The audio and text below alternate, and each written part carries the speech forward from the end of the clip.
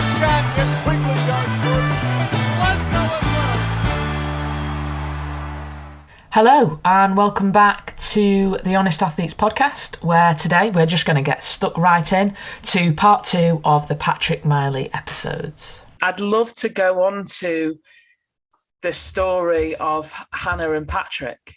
When I was younger and growing up and stuff, I would see the World Champs, the Olympics, the Commonwealth Games, and I would see Hannah Miley on the TV. And I actually remember my first team that I made being sat at dinner and thinking, I remember it so clearly. I remember thinking, oh my gosh, Hannah Miley sat over there. And it was like this real, like, oh my God, this superstar. And the nicest thing is that Hannah is one of the nicest superstars you could ever meet.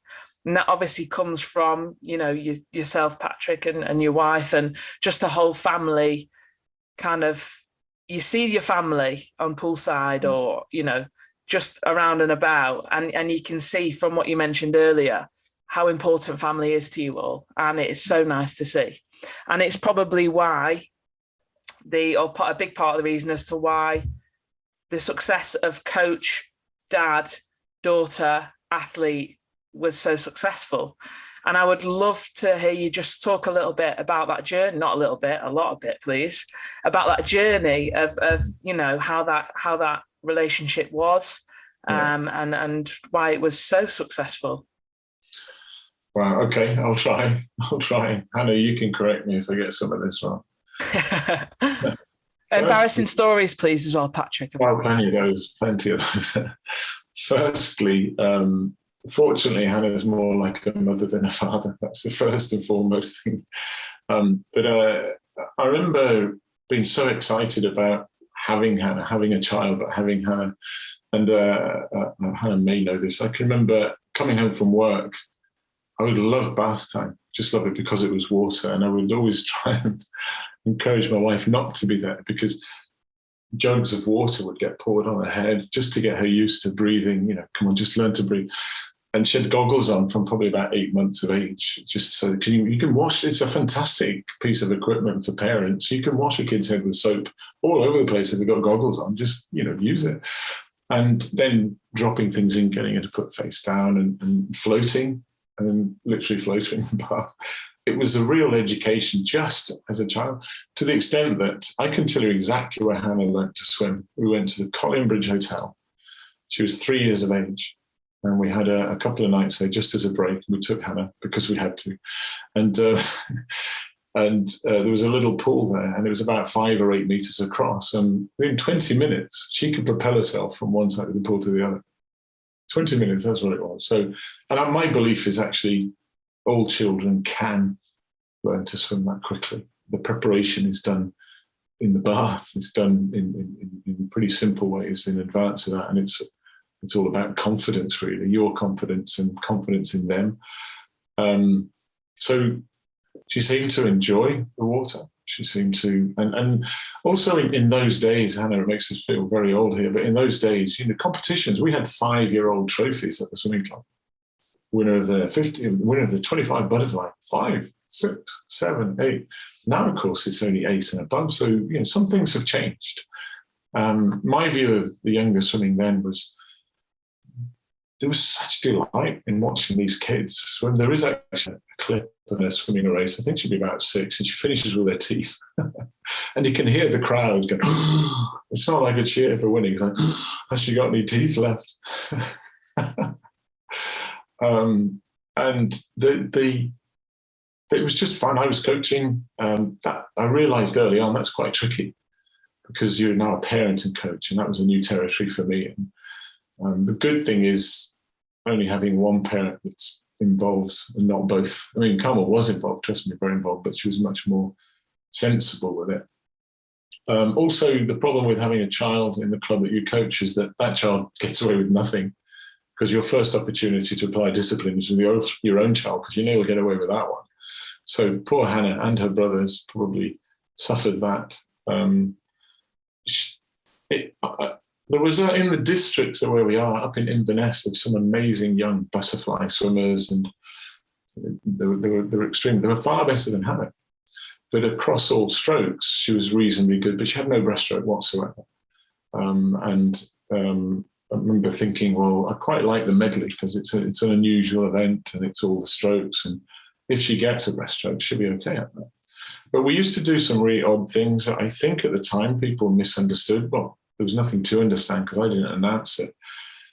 But if you think back to developed the Aquapacer, had a period of time involved with it, and eventually I actually left the company as well, left the company I set up, left my own company to get back to normality. It became so abstract. It was being utilized for other things other than swimming, which was good. I think medical things. It was used for like pelvic floor exercises for women who'd had children, and it was used for Parkinson's patients, but it wasn't anything I was focused on or as interested in. And to cut a long story short, I thought I'm just going to make my break and enjoy the history of it and maybe focus a bit more on coaching. And I guess at that time, Hannah would have been 10 or 11. So she was already swimming and already doing fine. And I do remember, Hannah, you'll recall it, that I remember going to a district championships and one of those logbooks I could have noted down. Some of the thoughts I had then are no different to now. It was like, in order to get a human being to be structurally able to do something, you need to put them under stress. So I would enter her for every single event at the district championships. And I think there was 2 or 3 years where one particular one in Inverness she did. And in the final one, she won every event. And of course, all that happens then is people go, oh, what's he trying to show? And the reality was, I just saw it as training. I was so blinkered. It was like, Hannah, bless you, I'm sorry about this. This is a confession post-career. You were an experiment.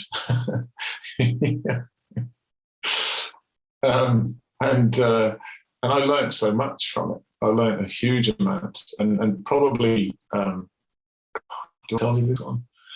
I can remember once somebody coming and saying, Hannah's in the showers and there's a problem. And I went up and I said, are you okay? And she was standing and I said, are you all right? Yeah. I said, you've just done the 200 fly. I know you've got the 800 free next. What do you think? I said, you don't have to do it. You don't have to do it. And I'm like, oh no, what do I do? I'm the worst parents in the world. Where's social services? Take me out of here. And she kind of cried. And I said, look, just calm down. Just tell me what you think. She said, don't pull me out of the race. I said, well, why are you crying? She said, I don't know. I mean, and joking aside, it was, I imagine it was fatigue, but she wasn't, it wasn't, I do know this about Hannah, it wasn't a fear factor. It wasn't like, I think I have to do it. She was that determined that early. It's interesting because I have new athletes that come into the program now and I look at them and they're amazing people, but I don't know where we find athletes that have been that focused, that intense and that intent for that long with balance, with the healthy approach to be able to actually, and far superior than their coach, to be able to take stock of all that's gone on, put it through the soup of, your own thoughts and then push out the perfect model of how to do things. If I had a time machine and went back and kind of do the same thing with a Hannah, but then present them into the environment I'm in now with a long course pool and all the different opportunities early on. I would say this because nobody can prove or disprove it. I would say that she would have performed significantly faster at her peak. I feel confident with that because there was very little extra that was available to her on a day-to-day basis. Very, very little. But having said that, sometimes the rocket effect is important too. I think that the resilience was emotional and mental, as opposed to just focusing on the physiology, which coaches tend to be guilty of doing so much. Patrick, I've just thought of a great question that I'd love for you to answer. And I know there'll have been a few of these because you obviously worked together for a long time. But is there give me one set that Hannah's done that you've been there for that you've thought, oh, wow, this is amazing? There've been quite a few. I'm sure, but give me one. One that we repeated, we used to like 1600 IM. So you would go 400 fly, 400 back, 400 breast, 400 free, straight through. Every third 100 was at intended race pace. Accumulate the times and get within 25 to 30 seconds of your PB, adding them up. And then overlay that with the total time for the 1600 as best time. So you'd have two correlating factors, your cumulative third 100s and your total time. And I can't remember, I know you got well within 30 seconds many, many times, but I'm pretty sure once you did the 1600 and did those swims, and it was, I can't remember, 21 and a half minutes or something. But the other thing was racing 800 IM in Glasgow once at a meet. We asked for permission to swim the 800 free as 800 IM. And you were quite young then, and I know you went around, I think it was 9:58, something like that. Yeah, I remember that. It was basically two 400 IM sub 5 minutes back to back, and as in 200 fly, 200 back, rest and free. We would do some pretty tough sets, some really, really tough sets. I'd have to refer to my book, because the one thing I have learned about myself, I cannot remember repeating a set. I don't think, I'm sure it's happened, because as with anything, automatically eventually fill in the same gap. But even now, I struggle to, if I think, I think I've written that one before, I'll change it. I don't know, we'll do it differently. The only one is the 1600 would be one. Hannah, if you remind me of other ones. What about you? Do you recall any that were pretty impressive? For both myself and Lauren, or? Yeah, just sets that maybe you did that I. There's one set that we did, but it was impressive in a sense of, I think it was more mindset than the time. It was the 2200s backstroke in Tenerife. Yeah, I can tell that story. Yeah, like that's definitely more of a mind over matter, not impressive as in, wow, that's super quick times. It was, oh dear, this is super slow. But it was the ability of overcoming it. So then by the end of it, actually, it kind of, Lauren, I'll tell you this one, because, and this will probably, everyone who's had thinking up until this point is about to have their thinking disrupted about our history. We're in Tenerife at the T3 training centre, which is just a fantastic place to train. 2012, Hannah, possibly, maybe 2012.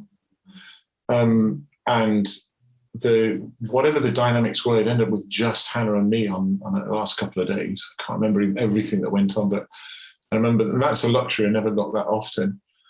And what had happened, without me knowing, she'd had the bed in which she stayed at in the hotel had sort of little mites in it, and it had basically bitten her in armpits and places, and she was pretty badly infected by these midgie bites, and therefore backstroke wasn't her favourite. It was really difficult, and I was in I don't know why, I was thinking of having to go back to work or whatever, and I said, look, we're going to go a set, let's just finish off, because 2 or 3 days she had downgraded all of what I feel. I kind of see swimming as you're putting your investments in to get your return. If you don't get the investments in, then you're actually not on the step of the ladder that you think you're on. So our priority was always health, it was always well-being, it was always recovery strategies. I mean, recovery is not about what you eat after a session or what you drink before or what you're drinking. It's the 20 hours of the day when you're not training. So recovery is that's the strategy. So the fact that she was ill, it's not her, but in my mindset, it's like a barrier to our success. And I was inappropriate. So we're going to do 2100s, 2200s backstroke, long course. We're going to turn around on, help me, Hannah, 3 minutes. I think it was on 3 minutes. Target times 2:20, I don't know. Yeah, it was like 2:25 or faster than between 2:20 or 2:25 or something like that. And it wasn't going well. It actually wasn't going well at all. And it got to like the last 3. And what had happened was actually the sports psychologist for Scottish Swimming had arrived, Misha, who's Russian, he's lovely, the nicest man. And I'm in my head, knowing maybe this is me and maybe it's just me and my military background. It's like, I don't need an extra irritation here. I'm now even worse. I'm like, I'm not like this anymore. I'm not. So any swimmer that may come and work with me, trust me, this will never happen. But I kind of said, Hannah, if you don't get these last 3 within this time, then we're just going to keep going until you get 3 back-to-back that do, even if it takes 50 of them. And she knows me. She's like, he's going to make me do that or want me to do that. And it got to the second last one, and it wasn't good. And I kind of lost it. I said, I don't know why I'm here. I really don't know why I'm here. If you could get 2 or 3 seconds under that time, I'd figure, but it looks like we're going to do an extra 3. And she just said, tell me to go. And I wouldn't say all that you said, Hannah. I said, what did you say? Because she was quite aggressive to me. And she went, you heard. I said, what did you say? She said, tell me to go. And I went, and I paused, and she said, tell me to go. So I went, go. And I can't remember, Hannah. Like, I'm pretty sure you went something like 218, something like that. Yeah. She was so angry. But just before she pushed off, and this is the main point, I turned my back and I heard this doing, this noise on the metal. She punched the side of the pool so hard she just split her knuckles open. She split, and that was when it was like, and I was like, she's just telling me to go, and then she went to 18. And when I spoke to her afterwards, I felt so bad. And fortunately, the psychologist was there for me, not her. She was fine to say, what's wrong with you?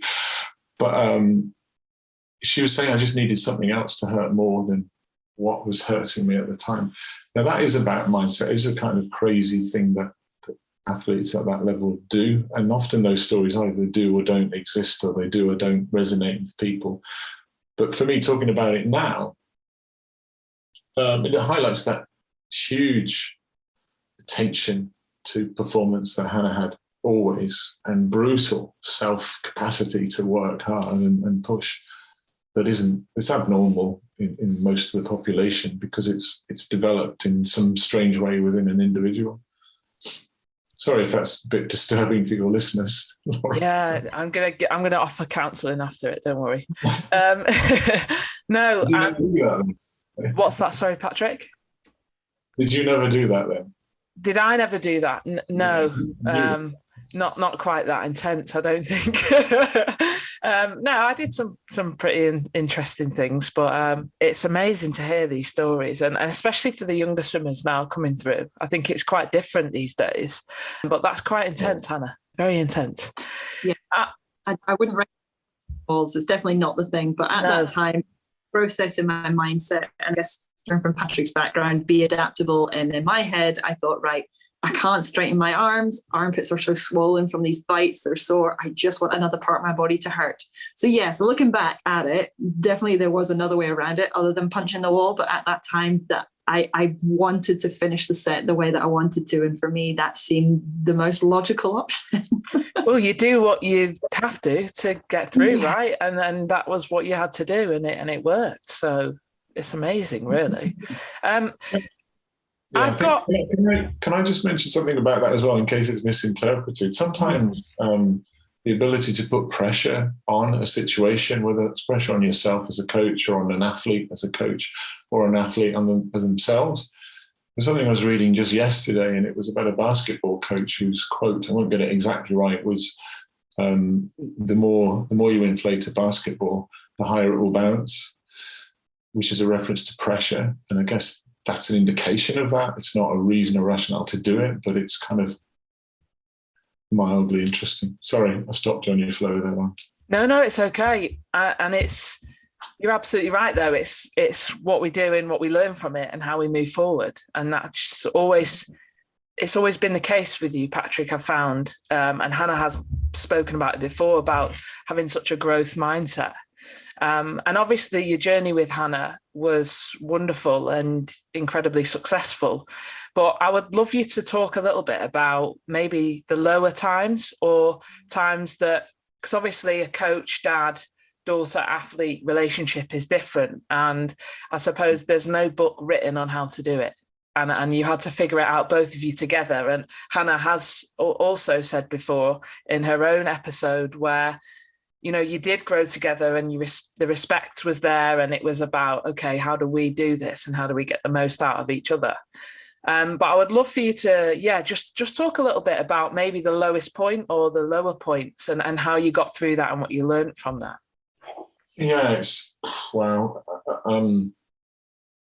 it's nothing of any value is valuable without a contrast, is it? So, you know, if people who don't have things that eventually maybe have things appreciate them more or similar. I think there was a tipping point in her career in 2005 when she got silver at the European Championships. And that was a point at which her training capacity and personality and focus changed. It was like a light went on. It was a realization. Before that, My Little Pony was more important, and then after that, My Little Pony was in the bin. And, it still is, Patrick. It still is. But all that does, as a coach, and definitely as a parent, and any parent who might be listening to this, whether they coach or not, will be in sufferance with the same experience the child's going through. Because you have this wish and will and desire that somebody does well, and then some reason it doesn't quite work, and you have this dilemma of support and your emotion and because parents are very invested in what their kids do, and then even the dilemma of the concern of what am I doing? I thought that a lot over the years. What am I doing? As in, what am I doing as a parent? Not what am I doing as a coach? But the balance of Carmel was always the best for that one, and actually I noticed that more than ever. You know, Carmel and Hannah are so close just now. They're preparing for a wedding, and it's like, I can't get a word in. It's nothing to do with me. It's like, but the low points. When we were in Delhi in 2010, I became very ill. I got E. coli, and they wanted me to go to hospital. I refused. I'm not sure I was compos mentis to be saying anything right, but and genuinely, I was extremely ill. But on one of the days, I think it was one early on, Hannah, the 200 IM had taken place, and there was an expectation, and Hannah had not performed well in the final. She had not been well, as everybody had not been well, but it was all, where are you on the not well sort of scale? And I was waiting for her in the swim. This was before I was ill, in the swim down pool. And as she came through, you could tell she was upset. And as she sat down, I remember Dennis Pursley coming over and trying, "You okay, Hannah?" And you could see she's just in that state of, I don't want to talk about this right now. As it transpired, one of the reporters had actually made a comment of putting the microphone in front of her face saying, "How does it feel, Hannah, to be the first swimmer in Scotland to let the team down?" Which is just brutal. I think that's the right quote, or close to that, Hannah. And it's interesting because actually when she went, when I was ill, and one day I actually escaped from the accommodation and got on a bus after everybody else. I was sat in the back on my own, and I was like dripping in sweat, and I really should not have. And I kind of crept from pillar to post to get to the poolside, and I think it was about 30 meters away from Hannah, and she instinctively spotted me, as animals do. They spot their relatives. And I'm pretty sure, Hannah, it was something like this. She was swimming, and I had a stopwatch, and I didn't go on the pool deck because I don't think I'd have been able to stand up. And she swam, and I would be like, because we lip read, I could be the other end of the pool with Hannah most of the time, and she knows what I'm saying. It's unbelievable. In fact, if I don't want to hear what I'm saying, she'll see me do this.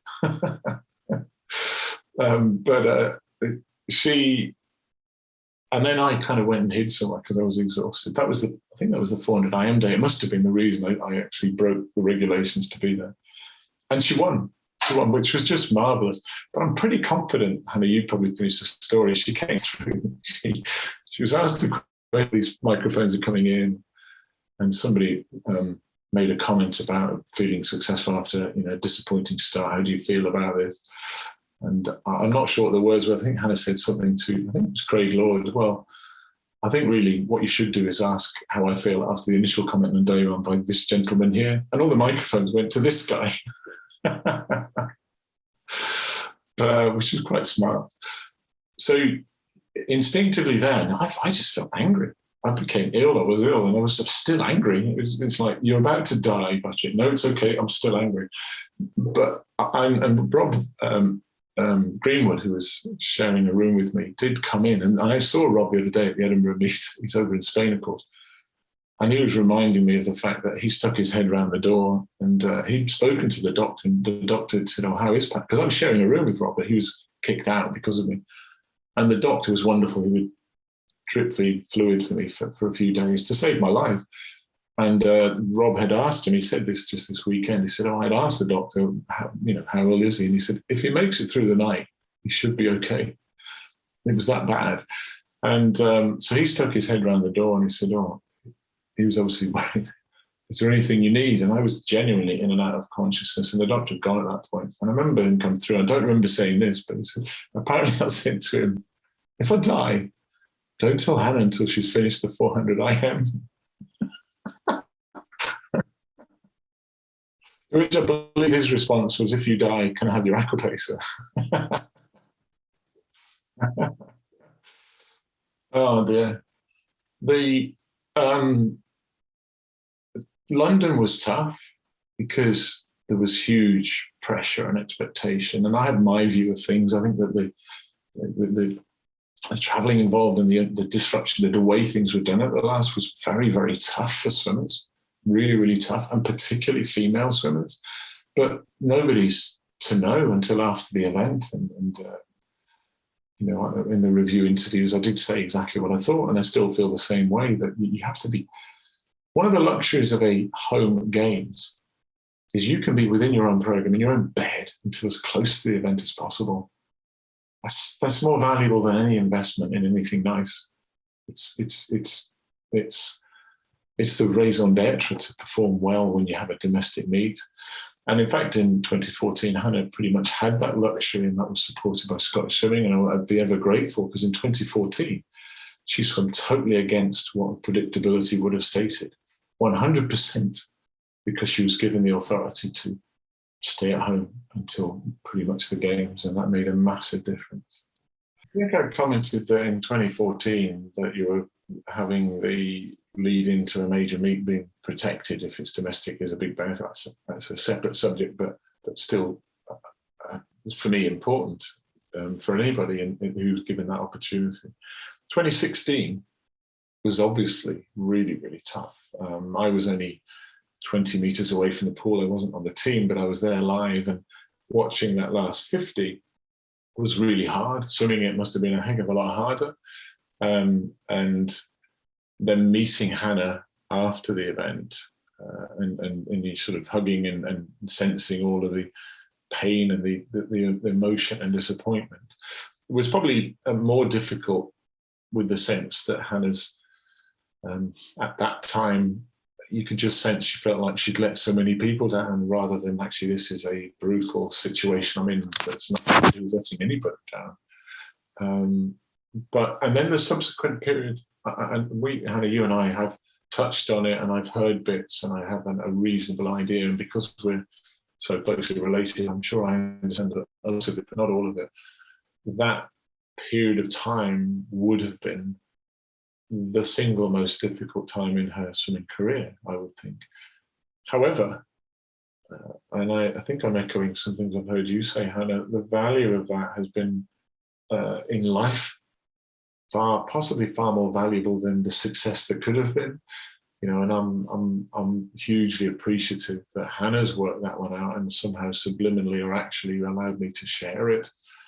So I think the one thing I've always said, and I said it in fact just recently, and we touched on it earlier, and I promise not to go back at it with gusto, but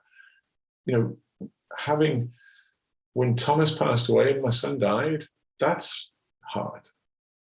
That's tough. That's something to feel that you need time to recover from, and something that.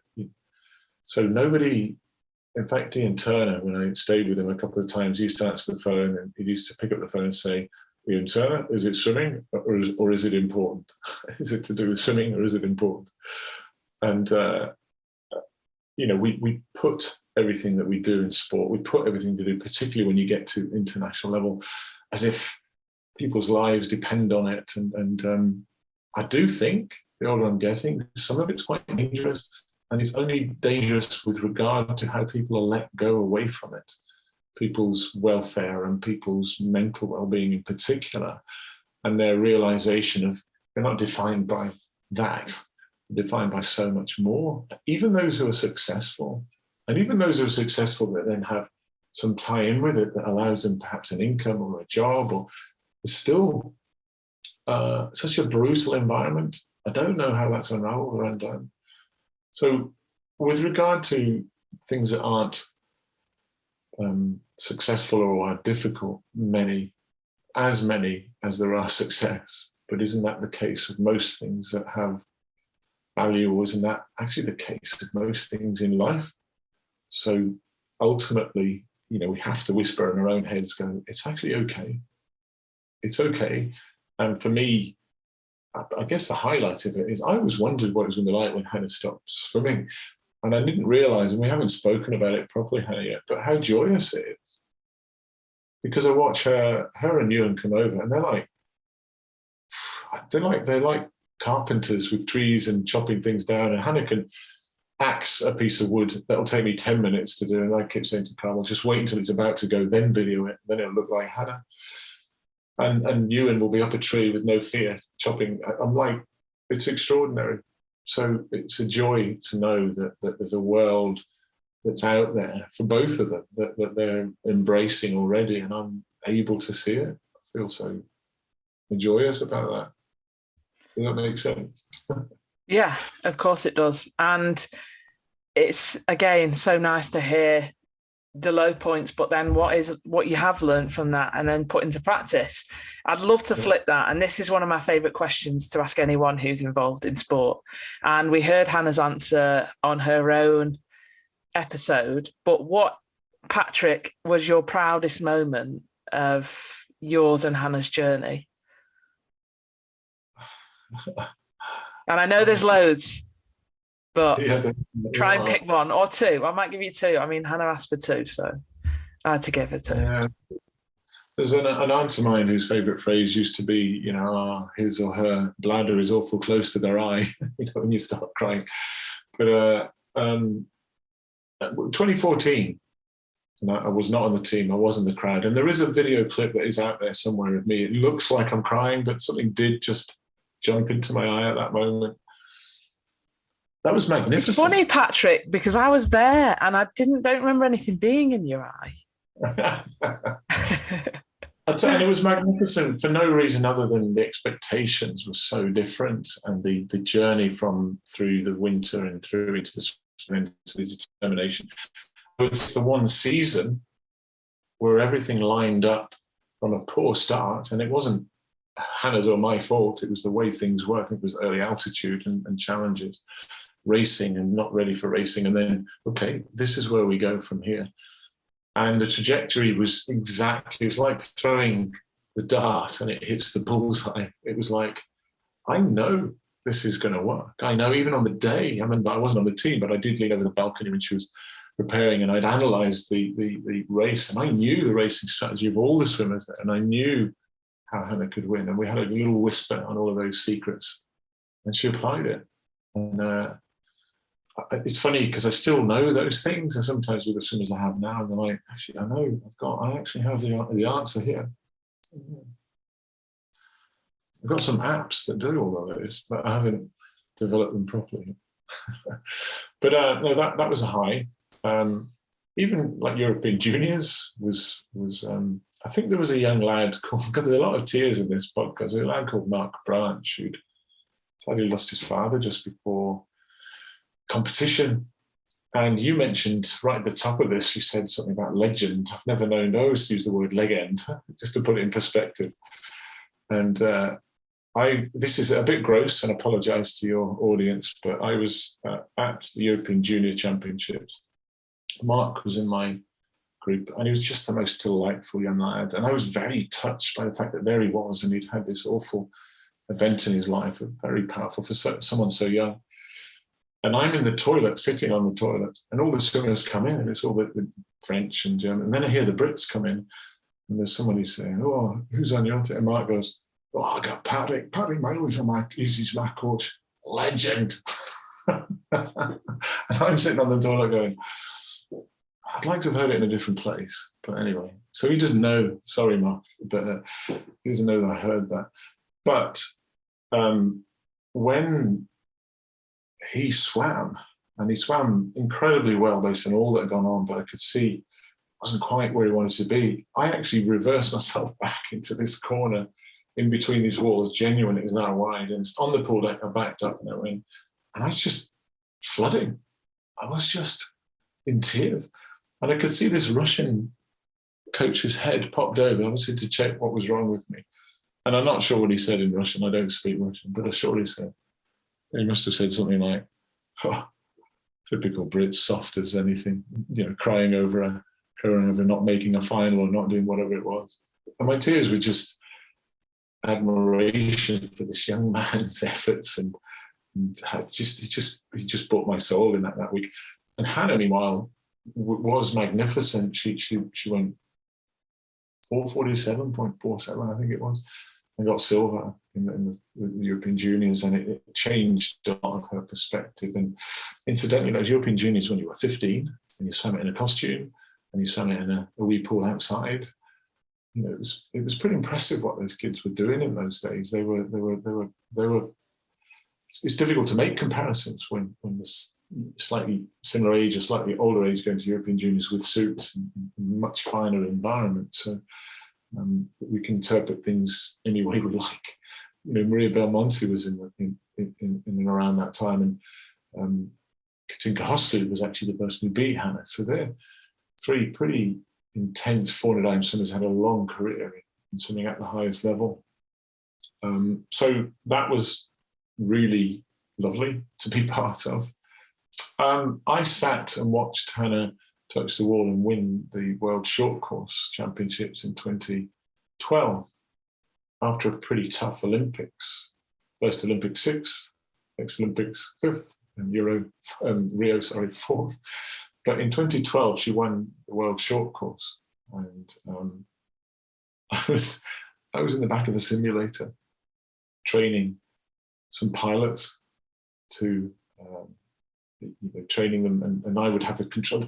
So I'm sitting here with all these controls in front of me, all these electronic controls, huge simulator with giant jacks, and two pilots at the front working hard, going, right, the weather's really bad, and I'm pushing a change of wind, or give them an engine failure, or give them a little bit of a fire, or tell them the passenger's being sick, and then I noticed, and I had the iPad to one side. I'm going like, I know I'm supposed to be helping these guys train, but my daughter's about to swim the World Championships, and it's got no volume on, and I'm thinking, I'll give them a gearbox or something, because there's a noise there, so I could turn up the volume of the iPad, and I'm watching this race, and in the last 75 meters, Yishe Wen's coming back like a train, and we'd seen how she finished a few months earlier in London, the Olympics. And I'm in my mind, I'm screaming, but I'm trying to control this simulator. And literally, when she touches and wins, I go, yes! And the guys are going, what's wrong? It's okay, sorry, and I'm trying to explain everything. So, and he fully didn't even know that. So I was quite, at a distance, I was quite proud of that. I thought that was lovely. I thought it was great. It's quite nice beating an Olympic champion every now and then. In 2011, when she touched the wall and got silver at the World Championships by 100th of a second from, who was it came third? Rice. Yeah, Rice, yeah. And she slapped your bum when you were being interviewed, I remember that. And that was quite similar. I didn't realise how much we cried, Hannah. Obviously, we are very Irish, aren't we? Because Bill Finesse was actually standing next to me at that one. And as she touched, I just sort of crouched down on the floor. I was like, oh my God. Because it was a year out from the Olympics. I was very clear on what the targets that we were trying to look for. And you could sense all these Chinese around going, what's wrong with him? He's dropped something, And Bill was lovely. He was lovely. He actually turned around and said something that you mentioned earlier on. He said, I don't know how you do this. And I was like, nor do I. As in, the time and doing other things as well. So there are lots. I think I'm proudest most of her resilience in life. She's so respectful of things. She's much more patient than me. And, when I hear other people talk about certain things, I feel they're much more impactful than all of the swimming. There are people that stop me in the car park at Aberdeen and go, oh, got to tell you, these people who don't know, my son was in the flume the other day with Hannah. Oh, his breaststroke now, just, oh. When you see it, say thanks. I'm like, well, you probably paid her to do it. So. but then, people are just, it's lovely. It's really nice. It's not a surprise though either, because my stories match up with exactly what you've just said. And speaking of crying, you also have the ability to make me cry, because I remember my last race in Britain, and I think I'd told Hannah that it was going to be my last race. It was a 50 back at Winter Nationals, and I was fine. I touched the wall, I was fine. Looked up to my mum, my parents, they were crying, I was fine. I was speaking to all the girls after the race, I was fine. Walked down the length of the poolside, and where you guys normally sit at the end of the pool, that's like the Hannah Miley, Patrick Miley section. But I walked past, I was walking around that way. I think they should put a sign up actually that says the Miley spot or something like that. But I looked at Hannah, and she was like a little bit emotional, I think, but it just set me off then. And I was like, I'll always remember Hannah was the one that made me cry. So thanks for that, Hannah. Oh. Sharing the crying love. I apologize. Super hydrated. What was that? Saying super hydrated, too much fluid throughout you. Escape it somehow. I think being emotional is good because it shows how much you care and the impact. And I do know that I am a bit of a leaky swimmer, but I think for those who truly understand both yourself, Dad, and me, and those who know us very well, there's no malice or anything bad behind the intentions that we have. Everything is for, the purpose of the sport, for the growth and development of either the individual that we're working with or as us as people. And, I think being able to show that emotion as well, it just allows us to just, it is a pressure pot. You apply the pressure, you cope with it, you deal with it, and then you let it release, whether it's, something for a really happy moment or something that maybe is, a bit of a low moment. But it's important to be able to share that and have that emotion. We're human. We might push ourselves to some crazy and unbelievable things as both coach and athlete, but ultimately we are still human who has some, strong emotions about things. And it just shows how much we care about what we do, the impact we have on others. And been really hard trying to keep a dry eye, actually listen to all this. So. There's on a similar vein, Hannah, there's a poet that I listen a lot to. People wouldn't realize it. People do strangest things, but I really love poetry. But I'm not talking about classic or anything I'm going to start blubbing out here, but there are a few that I really, really hook into sometimes. But there's a guy called David White, Whyte, who actually, I think I connect with him a lot because he's second generation Irish, and I think he was born and brought up around Manchester, so he can't be a bad guy, I know. But he works a lot in businesses and a lot with American businesses, I guess, because they pay well. But he always said about being Irish, he said that being Irish is never, ever about winning, but it is always about being the last man standing. And I think I feel that in myself. There have been quite a few challenges in life, and I think that's a good life. Anyone and either of you watch Gogglebox? And I think Gogglebox is the most amazing story, or program. But I'm like, do they do anything else? I hope they do. I hope they have another life as well as watching telly. And those cakes, every time I watch it, I get hungry. It's like they're all eating cakes. But no, if we haven't had a life challenged, you probably haven't had a life. One of the key things that was one of the key teachings that you taught us from, for me personally as a young swimmer, but a lot of the athletes that you do teach nowadays, is that responsibility and that being a student of your own sport. I just wondered if you could just share a couple of those philosophies with us, just, your sort of key expectations. And when someone was to come to your group for the first time, what would they expect to know? Because a lot of people assume, oh, it's the coach that makes me, the swimmer that I am. And whilst part of that is true, you do teach a lot about that sort of self-reliance and that ability to be that, taking ownership of what you do. And yeah, just curious to know what some of your key philosophies are around that. Yeah, I think a coach should work towards making himself redundant as best as possible. I think that if you can't, at some point, if you have what defines a successful swimmer? Is it going to district, or is it going to national, or is it going to international? Let's say it's international. The likelihood of you being there as a coach is pretty small. So you prepare them for that. Don't prepare them for you being there. And also, if you get sick and you can't be there, the pandemic, people getting COVID and people can't be around, and how prepared are they to do things without you? So I think that part of a philosophy or a behavioral approach would be that you need to encourage them to be students of their sport. And that doesn't mean just swimming. It just means, I normally draw a circle. It used to be every season, I don't do it. I draw a circle on the whiteboard and divide it into 3 equal parts, and then put 4 of them. And just remind people that if you're doing a 4-year cycle, the sections in this circle here are 3 equal parts: physiology, psychology, and technique.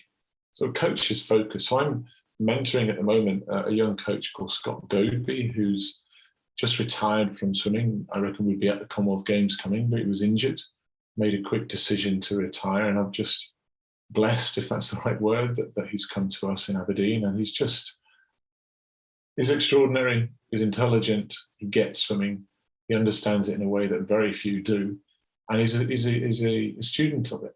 And I think, and I'm loving working with him because I'm trying to challenge him in different ways. And maybe sometimes it'll be irritation, I don't know. But if it was him I was talking to right now, I'd be saying, coaching-wise, you want to focus on each of those components in equal amounts, because there's a propensity for us as coaches if you think of a coach talking about swimming, I'm going to talk about that threshold set. If anyone wants to know a set, it's a threshold set or a VO2 set or a speed set. It's more to do with physiology than it is technique or psychology, far less to do with psychology anyway. Second year, the physiology and psychology thirds reduce, and then the physiology and technique one reduce, and the psychology one opens up a little bit. By that, it doesn't mean that you don't pay attention to the technique and the physiology, but the swimmer understands it closer to what you do. So actually the delivery of it can be dilute, and the more focus is on the psychology, i.e. their well-being, their understanding of competition, their understanding of training processes, their understanding of developing as a young human being. Year 3, it's shrunk again. And in fact, in year 4, it's just 2 slithers that are technique and physiology, because actually everything's about the person and about. So that would be my run through on how coaching should develop for a 4-year cycle for, let's say, a 14-year-old looking at going to the Olympics at 18, get a great female, or a 16-year-old looking at going at 20 as a male, let's say. And it's not literal. But if you keep that in mind, as you develop with them in their relationship, they have to start to understand, and they get fed up with it, what physiology is, rather than just doing it. And once you know they've got it, then when you refer to it, it's in a smaller piece of the pie, because you don't have to explain the whole thing, and you don't have to hide it from them. They have some understanding of it. I mean, this season, for the first season ever, every single session, I put a quote at the top of, because I print the sessions out and they all have it. So on here. Some of the quotes are dreadful, so I wouldn't even mention them. but for me at the moment, that's quite important. Here we go. Wyatt Earp. Wyatt Earp. And who's Wyatt Earp, Lauren? Who's Wyatt Earp? A guy who well done, he's a guy. said something. Anyone who likes westerns is the guy who shoots people. You know, when you do this stand and you go quick draw and they shoot each other. Wyatt Earp was one of those guys. So his quote is, "Fast is fine, but accuracy is everything." So that's what I'm saying to swimmers. Same thing. And they go like, what? We're going to have a gun and shoot each other? No, I don't have to explain this. I think they get it. So on Sundays in Veruri, what I really miss, we used to have real fun sessions. We used to do some outrageous things and find something different to throw in the pool. I think Hannah's told the story. We used to get the silver paper ball and we used to throw that. And I can't remember whether it floated or not, but it was part of our life. There was one time where I put a map on the wall and we swam from Aberdeen to Madrid. So I got these maps and put them, and then had a line, and every time it reached 10,000 meters was marked off or whatever it was, and swimmers could log where they were. It's incredibly motivating. Where did you get to? I swam to Manchester. Not today, but over the last 5 months. I think you have to. One thing I do know, I love Steve Peters stuff, the chimp paradox, and his new one about the jungle, and I love the way, because it simplifies or amplifies a simple understanding of how we develop in the brain, how we might behave and make behavioral choices. And having worked doing crew resource management in flying and coaching resource management in swimming, understanding other people's behaviors is really, really important for clarity and ability to criticize and be criticized. And I think that, in fact, I ran the course the other day, and I don't know if you were there, and for my squad, and it was really interesting. It's the first time ever that 3 teams finished a particular task that I give them in a really short period of time. And I actually drove home and I thought, why is it? Had Hannah gone in and told them what was happening? And I think the group have clicked. The group are in a much better place. So it's taught me to realize the benefit of something I was just doing, and now I have a different value for it. They were so fast. It was surprising. But I do know that all of our brains develop at different rates. Male brain develops at a particular rate, and female, and it's probably mid-20s to, you guys will know this, mid to late 20s before actually the development's complete. And then there's a reason that a teenager is quite so unbalanced. It's not a completion of your sort of frontal lobe, if you like, and therefore it's reasonable that their behaviour sometimes is unreasonable. It's okay. It's normal. And as long as you know that, and they know you know that, it makes it even more normal. And some of that unreasonableness disappears. Listening, I think, is probably the philosophy. I think we're taught as coaches to teach and point in directions and explain, and sometimes some people just want to be heard. No, I really agree with that. I think it's quite a poignant moment, a poignant point that you've kind of put across. And what advice then, say, your teenagers, their brains aren't fully developed, sort of early 20s is when things start to come together. But what about young swimmers just getting involved in the sport? How much support should the parents give in and around, if they've got a young athlete who they would like to see perform really well? Because obviously, as a role for being a coach athlete for us and father-daughter, how much input should a parent give for, say, their young child to help them through this sort of developmental stage? Yeah, wow, a great question. I think this is probably impossible for me to get across without getting some bit of it wrong, but I'll try. My view of a parent, so if I can view it, because I have swimmers that have parents, although most are at university and they're away from their parents. So some I don't even really know their parents, and there's nothing wrong with that. And in fact, when I meet them, it's a joy to meet them. But those who are in the throes of parent, child, and family in and around the swimming community, I think it's really important to maintain perspective and have something other than swimming that's in the conversation, that's in the world, and that's in and around it, and particularly when it involves targets or events or expectations. And that's so difficult to do because we're parents. Our instincts are. I was watching a YouTube thing last night about this Welsh guy he's put these GPS trackers on sheep. And he's gone to Australia to do it, and he's Welsh. I'm like, why have you gone to Australia to do that? There's loads of sheep in Wales. And he's put these trackers on, and he's got this screen on this TED Talk. I'll send you the link. It's brilliant. And all these sheep are like stringed out like this. And then this little blue dot comes on. He said, this blue dot is the sheepdog. And as the sheepdog runs, they see it as a threat. So they cluster together. They're all like this. And then the sheepdog moves them around, and they remain in this really tight cluster. And basically, the ethics of it are that the reason they pull together is that instinctively in nature, they know that the people who are in the center of the group like that are safer than those on the outside, because they're going to get got. So it's not that sheep are smart in any way. They're all just trying to survive. Sometimes swimming parents can be, no, I'm not going to say swimming parents can be like that. I think that sometimes there's this chaotic world that you live in, which is normal, and then competition comes on, and somehow all the parents kind of cluster together, and it's like, where's my child involved in what, I want my child to be at a particular point, and it is absolutely normal. I can't imagine a family that haven't sat there and grind their teeth when their child's just been picked or is not doing so well, and going, well done, Mrs. Jones, well done, Mrs. Smith, well done. And actually internally, there's like this wrangling. And my view of that is get used to it. Get used to it and teach your child and be like your child to congratulate the person who's beaten you.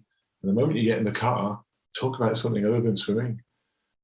Talk about a Netflix movie, or talk about a walk with the dogs, or talk about dogs. I mean, honey, you got the bone in the background. That's it. So just, and make light of most things, not everything, and keep perspective. Imagine that it was something far worse than what you've just witnessed. If your child has lost a race or is not improving, pressure is an awful thing. I think the pressure is applied often by us as parents without us realizing it. So I think we need like a checklist. In fact, there's something I was listening to the other day, and I thought it was wonderful. It said, in order to understand something, put it in the third person. So I'm in a car, and I go, Henry, you know that 200 back that you did? You just went out too hard, mate. So put it in the third person. Henry, your father would like to state that the first part of your race, the 200 back, was rapid. It feels different. It feels like it really is. It's a direct criticism that's factual. It's not a conversation. So avoid it and give it time. And if they raise it, listen. 4 points. What did you do right? What did you do wrong? What can you improve? Park it and move on. That's what a coach should be saying to an athlete. Give them that attention. Parent should be, did you enjoy it? What do you want for dinner? What are we doing tomorrow? And I struggle with it because some parents will know times more than I will, because I've only got one child. I've got 22 swimmers, and I can only pay attention to what's in front of me. If a parent wants a tip for their child to improve, make sure it's the child that's looking the coach in the eye most frequently. If that coach is looking at that person, is taught, their natural behavior is to look like they're interested, look like they want to be there, they'll get the attention and focus, because that's human nature. But keep out of it, really. Keep out of it and be the best support network. 20 hours of a 24-hour day are not swimming. So make sure that their sleep is the best it can be. Make sure the nutrition is good and healthy and the best it can be. Make sure their peace of mind is the best it can be. And make sure the homework's done. Best parents in the world. Best results for the swimmers, probably. I think one of the things as well, that everything that you've kind of encapsulated there, from, telling us how you started from the very beginning, starting involved in swimming, through the military, through flying. When I came along, the aqua pacer, there's so much learning and growth and development there for an individual. And just to kind of touch a little bit on that CRM, a lot of people might not know what CRM stands report on what it means. You said it was when you were flying crew resource management, and you've now developed something from flying into the coaching world. Just out of curiosity, just for those who are in the sporting world, whether it's within swimming, whether it's when other sports or triathlon, could you expand a little bit more about that, just so that we know more about what this course that you deliver is about, and actually who you've currently delivered it to? Okay, yeah, thank you. Remind me if I missed bits of this, but CRM, crew resource management, was really started in the 1980s, led mostly by the Americans, but also a lot of European civil aviation authorities who investigated the nature which accidents took place. And in simple terms, there was something like 85% of fatal accidents in aviation occurred due to human error, human miscommunications, misunderstandings, and with disastrous results. So the attention was paid to how the humans who were making the error, which is the pilots at the front, so predominantly two crew operations, so pilot, co-pilot, and learning to understand the nature of behavior, the consequence of behavior, and the understanding the ability to assess that behavior and communicate effectively. So a lot of it, one of the major parts would be defining aggressive behavior, whether it's direct aggression or passive aggression, or indirect aggression versus submissive behavior, or my preference, if you like, or aviation's preference, assertive behavior. So Dr. Byrne, who's a Canadian psychiatrist who wrote the book I'm Okay, You're Okay, is the base of a lot of that, that a direct aggressive action is, I don't want you to do this, I need you to do that, just do it. And it comes at you a bit like a tank, so it's actually a direct aggressive action. An indirect aggression would be somebody who maybe talks behind somebody's back about something, and then they hear it indirectly, they don't know who's done it. So again, the military reference is a bit like a sniper, they kind of shot without even knowing who did the shooting. So that's a form of aggression. And the other one, I'm looking in a window because I pointed that way in the bottom left, would be a doormat, which would be, I'm not okay, you're okay. So I'm okay, you're okay, direct aggression. I'm okay, you're not okay, sorry. I'm okay, you're not okay, but I'm not going to tell you, direct, indirect aggression. Down here, I'm not okay, you're okay. So somebody who's naturally submissive at every moment, and anyone who's aggressive puts them into their place immediately. Oh, I'm sorry. Oh, I didn't mean that. Oh, I think I've got that wrong. I have swimmers who sometimes go, oh, this isn't going to work for me. They're already behaving in a negative, in a submissive manner. And then the other one, the I'm okay, you're okay, is really useful, because whatever the situation, if you assume the thinking I'm okay, you're okay, you're likely to get through the dilemma of the communication more readily.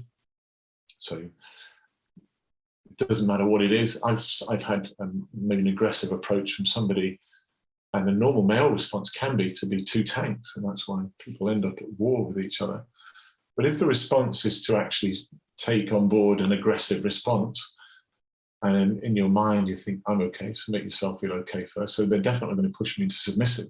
But I need to let them know it's okay to be upset. I'm really sorry. I know that you're angry. I get that you're angry. I can see by your finger in my face and the noise that's coming out of your mouth. But it's okay. I'm fine with what I've just done. And immediately that response will be, yeah, but you're supposed to be, well, no, I'm not actually okay. But I do understand that you're angry. I get angry sometimes, and you might be tired. But so that's the behavior. So with regard to coaching and the coaching resource management course, it was Canadian Swimming who asked me in the pandemic to set up a series, and it was really enjoyable because they're doing some incredible coaching strategies over there, and involving equal numbers of male and female coaches, and using CRM as a sort of basis for understanding the behavior. It's funny because I didn't know you were going to talk about this. That's like a check sheet that I would use in coaching terms. It used to be a similar check sheet I would use in aviation terms, so that, you look at technical competency and communication. So if I work, let's say, with Scott or with any coach poolside, if you're doing a formal course, the way I would advocate it with using CRM, give everybody these. and afterwards gather around and debrief each other and say, right, well, let's talk about technical competency. And we'll go, right, knowledge, okay. There might be something on there, demonstrates ability to use equipment, stopwatch or others. So there's a hint. So then let's start the conversation about your coaching, about that point, and then redirect it around. And then once you've done technical competency, talk about communication, how you communicate, whether you're on time, how you're dressed, lots of things. So the essence of CRM is, in aviation, created a safe environment, prevented accidents and saved lives, ultimately. So it's really important. My belief in coaching resource management is improve the quality of delivery of the coaches and awareness and understanding of behavior so that we don't make mistakes that in aviation would lead to accidents, but we don't make mistakes that might lead to misunderstanding, bad relationships, difficult environments, or failure in performance. It's just fascinating to hear, you know, everything that's been going on forever. And this is why when I spoke to Hannah about having you on, Patrick, it was like, no, this is going to be a really interesting and positive episode where lots of people can learn, not just swimmers, coaches, parents, people in general. It's just like it's a story that must be shared, and much more than it is, because there's things that I know even Hannah said today, I've not heard some of this, but, you know, people should be listening to and learning from. And, you know, it's just incredible. And I feel honoured to listen to it and to have, again, like I said, witnessed a tiny part of it. No, I really appreciate the chance to talk. It feels a bit like therapy, to be honest, both of you. So thank you for that. I really appreciate the opportunity to chat to both of you. I do genuinely love what you're doing. I think that I've no idea, to be honest, what your audience is at the moment. I don't know. I haven't tracked it or changed. But I do think that what you're doing is putting together the ability. I love the fact that it's swimmers and it's not coaches. I love the fact that it's people who have swum and swum well, and they're simply expressing norms. I think it's brilliant, and I'm very privileged to have been on. Well, when you say lovely things about me, I've said it about you too, that you are a great communicator. You're really good at this, and please keep it going. Thanks, Patrick. That really means a lot, especially coming from you. So I say a lot on this podcast about things that people say and putting it in their LinkedIn bio, but I think I've got mine now. Patrick Miley once said that I'm a great communicator. But no, honestly, I do. I really appreciate it. And just thank you for coming on and for giving us your time. It means a lot to me and definitely the listeners. Okay, thank you to everyone that's listened to this episode. I know you'll have taken loads from it. I definitely did. We really look forward to seeing you next week on the Honest Athletes podcast.